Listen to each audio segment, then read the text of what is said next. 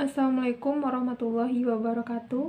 Saya Hayatul Husna dari Universitas Mahaputra Muhammad Yamin, jurusan Pendidikan Biologi, ingin mempresentasikan tentang konsep sitosol dan sitokleton.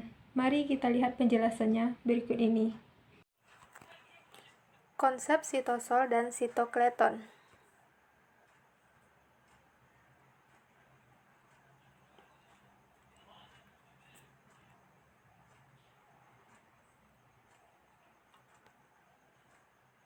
Sitosol merupakan bagian dari sitoplasma, berupa cairan yang mengisi ruang intersel luar dan berperan sebagai tempat sintesis protein, sebagian besar metabolisme perantara sel. Fungsi utama sitosol ialah sebagai sumber bahan kimia dan tempat terjadinya reaksi metabolisme sel.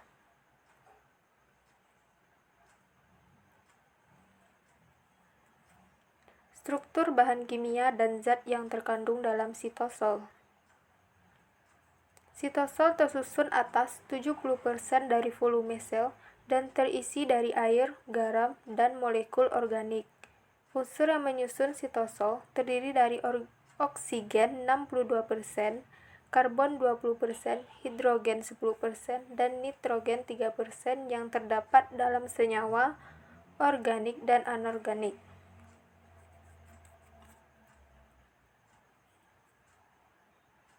Perbedaan sitosol dan sitoplasma.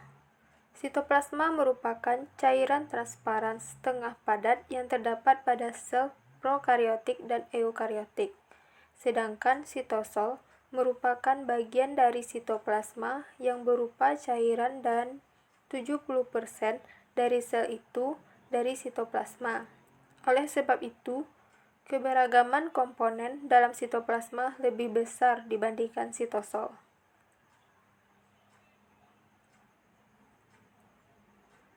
Pengertian sitokleton.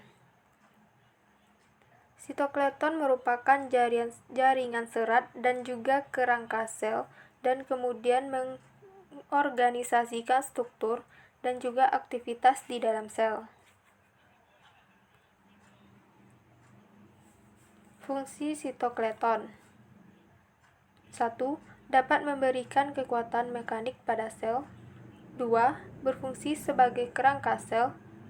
Dan yang ketiga, dapat membantu di dalam gerakan substansi dari satu bagian sel ke bagian sel yang lain.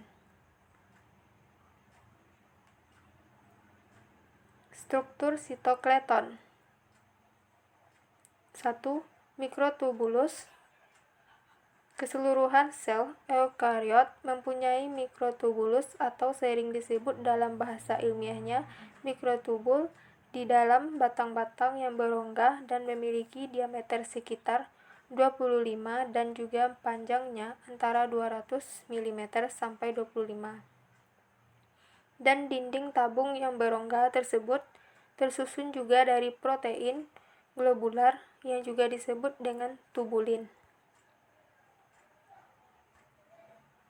2.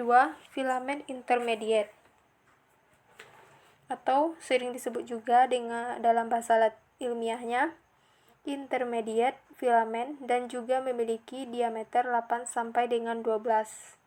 Ketiga, mikrofilamen. Bahasa ilmiahnya mikrofilamen merupakan batang padat yang mempunyai diameter sekitar 7.